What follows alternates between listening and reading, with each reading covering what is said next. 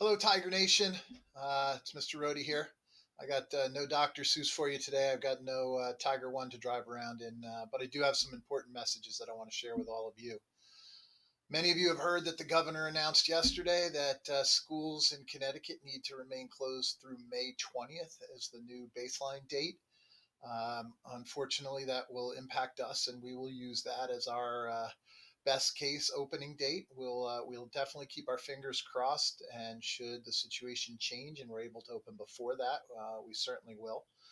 I look at that with a little bit of a silver lining. I think the governor could have said we're going to close schools for the year, and he didn't. So I'm still hopeful and fingers crossed that we'll get to see all the Tigers back on campus before the year ends.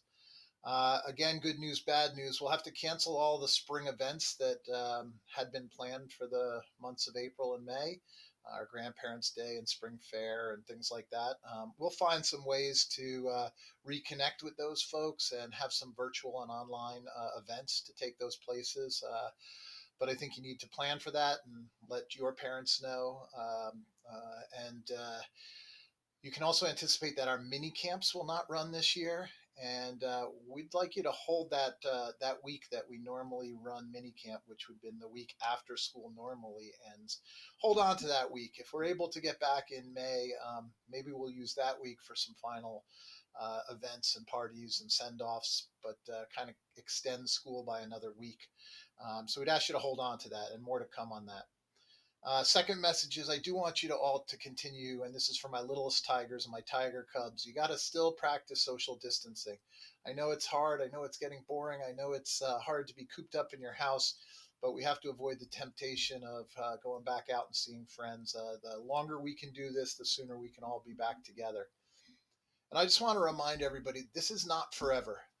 It feels like it some days, but this is not forever. And This is National Poetry Week, so I don't have a Dr. Seuss for you or National Poetry Month, but I do have a little Emily Dickinson, known as Poem 314. Here's the first stanza.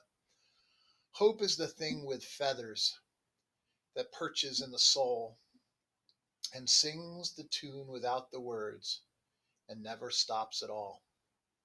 I hope that you stay healthy. I hope that you stay happy and resilient. I hope that you stay hopeful. And I hope that you stay joyful.